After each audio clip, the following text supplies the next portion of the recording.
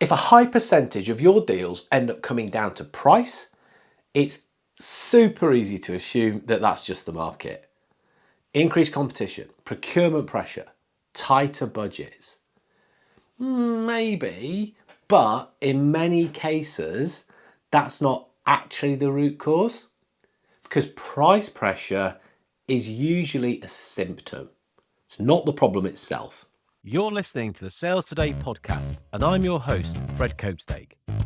On this podcast, we explore how sales professionals can develop a modern approach to winning business, the application of virtual selling techniques, how to create meaningful business relationships, and much more. Why not take our free collaborative selling scorecard to see how your sales approach suits today's environment? You'll find a link in the show notes. So what's really happening when you're under price pressure is that the conversation is sitting too low. What do I mean by that? Right, so most engineering conversations, they start with thinking about cost saving, efficiency, features. Right, that does make sense. That is what certain people are looking for. Yeah, they're tangible. They're also a lot easier to explain from a salesperson's point of view. But they also create a very specific dynamic.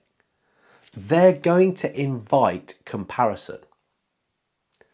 As soon as the customer starts comparing, the conversation shifts. Instead of, is this the right direction?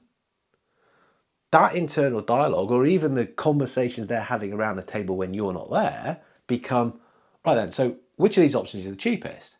Yeah, which supplier is better value? And when you're in that space, price becomes the deciding factor. And look, it isn't because your solution is not strong.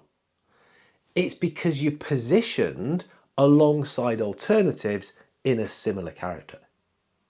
You're allowing people to essentially compare apples and apples, even if you're adamant, well, no, we're selling a pair. So, look, there's a simple way to think about this. Value tends to sit at different levels. So, think of a pyramid, inverted pyramid, pointy sides sitting down.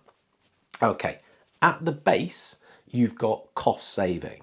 So the pointy side, what the pyramid is doing is helping us to understand the amount of value that we're delivering for customers. So pointy side at the bottom, cost saving. Then what we do in the next level, as the pyramid starts to get a bit wider, it's about efficiency. That's about doing things right, essentially. But if we go up, here we can start to talk about effectiveness. That's doing the right things.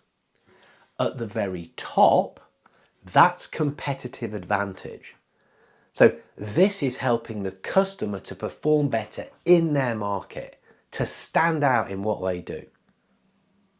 Most conversations never really get past the bottom two levels. Cost saving, efficiency. Easy stuff to talk about. And that's where comparison is. Comparison hangs out at that level. When you start to move up the scale, nature of conversation changes. You're no longer just trying to improve what already exists. You're starting to help shape what comes next. That is so much harder to compare because you're not now being evaluated on how cheap are you. Instead, the question is, how much difference can you make? And that's a very different conversation. It also changes who you're speaking to, because those conversations around the cost and the efficiency, they will tend to stay at a more operational level. But when we are increasing the level of value we're bringing, so the conversations become around effectiveness, competitive advantage, we're naturally moving upwards, up in the pyramid of value, up in the hierarchy of the conversation, of the organization.